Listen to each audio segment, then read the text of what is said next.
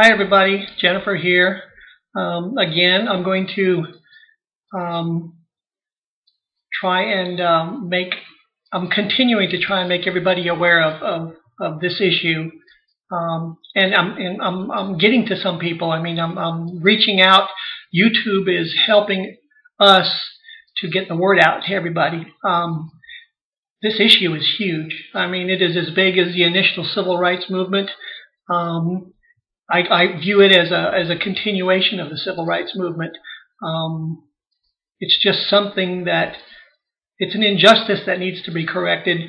It shouldn't matter whether you're conservative or liberal or what your religious views are. There's a humanitarian side of this that as Americans we are entitled to equal treatment under the law. So the more I learn about this, my exposure, is relatively new. I admit that I always supported these issues and LGBT issues, but I never went out and supported, and not until it really started affecting me. So I guess I'm guilty on that part, but I'm going to make it up now, or I'm going to try and make it up now. I talked about fear in the last video, and I don't know. We shouldn't have to be fearful of a condition that the medical and psychiatric community has defined and is in their medical journals as real. I mean, it's not that this is made up or anything. So would you deny somebody who said they had cancer? Would you deny somebody that suffered from any other condition that required medical treatment? Would their civil rights be denied? No. That's ridiculous. So we should be no different. This is a medical issue that has a specific course of treatment. There's criteria that must be met, protocols that must be met. Let me clear something up too, that this issue is not about us, who we are in a relationship with. That's kind of a separate issue to being transgendered. It's included in the LGBT, which is the lesbian, gay, bisexual, transgendered community, but it is not part of this condition. This condition is about uniting your mind and your body. That's all. That we want to be authentic people. So, like I said, just trying to make everyone understand that's who we are. It's possible for us to win. I don't think any of us realize how many of us there are. We haven't come together like the gay community has. They're much better organized, and they've made better strides forward in correcting some of this injustice, but we still have a ways to go. And now that we are included with them, we wield tremendous political power if we come together. Many of us that have transitioned, I guarantee you that there are a whole lot more of us that have been too afraid to face this issue. We, as a community, there's no way that I would know how many of us are out there now. I mean, it's bigger than I know, bigger than I am aware of. I don't know if anyone has ever put a number on what is possible out there. But politically, not only with the gay, in conjunction with the gay community, we could really wield some power, just like the Tea Party is pushing their agendas, different agendas. We can push ours, and with the numbers that we have together, like I said, the Human Rights Campaign and the National Transgendered Center for Equality are two leaders in pushing this issue forward.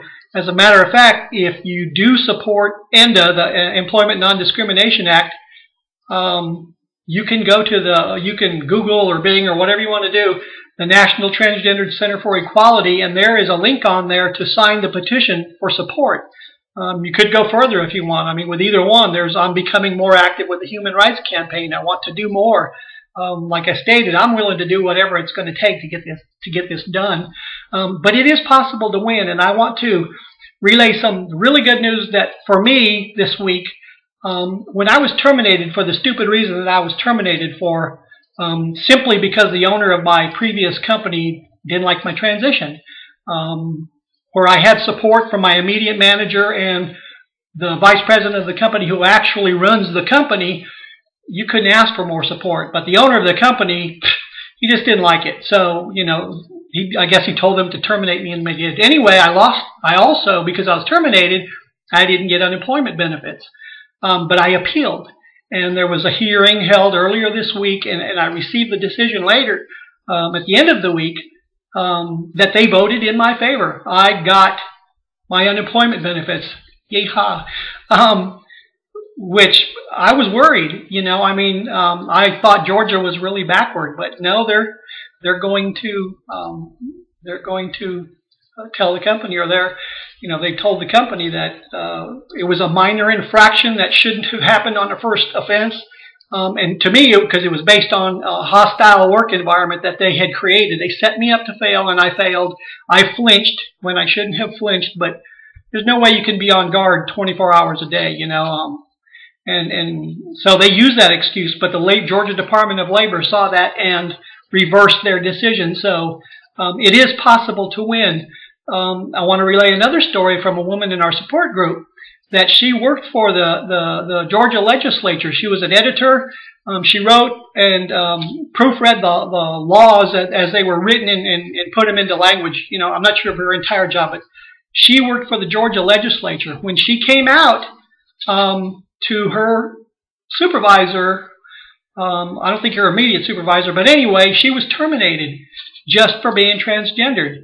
She's been in the local papers here, and she has a lawsuit going, and that seems to be going very well. We're very hopeful how that turns out. But she also made the effort. She has been making the effort to fight back. So I'm suggesting, don't accept any poor decisions from your employers or anyone that tries to discriminate against you and doesn't have a good reason. You can fight back. Even if some of the laws don't exist, and in the 38 states that I mentioned, you can still fight back, and hopefully you will run into some reasonable people who will view the facts and make their decisions based on that.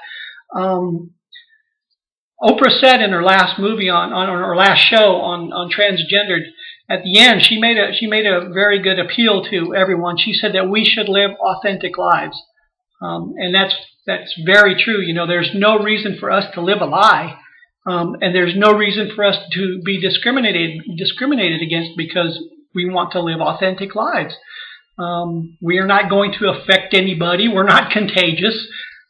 We just want to be happy, and that's our goal. So my suggestions are, like I said, is number one is don't be afraid. Stop being afraid. It's preventing us from coming together and moving this issue out into the open. The more people we educate, the better off we'll be. There are, even if we're not, even if you're not in the LGBT community, there's still a lot of people that support us. Lots of people that support us. So if a fraction of those people come together with the community, I'm telling you, we have a lot of power. I'm hoping that some media somewhere is going to pick up on this and help us move this out into the open more.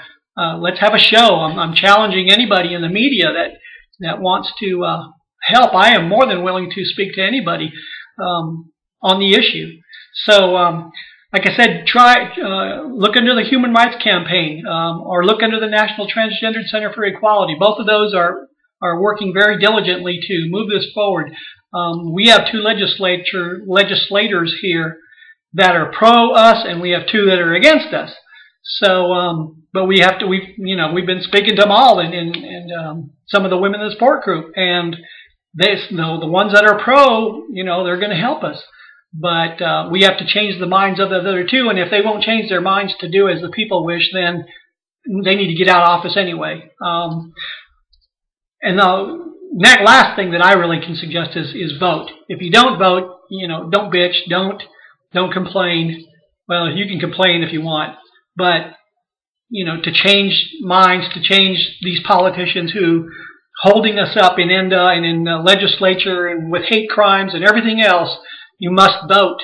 You must let them know where you stand. So that's my rant for the week. God bless you all, and let's bring this thing together. Thanks.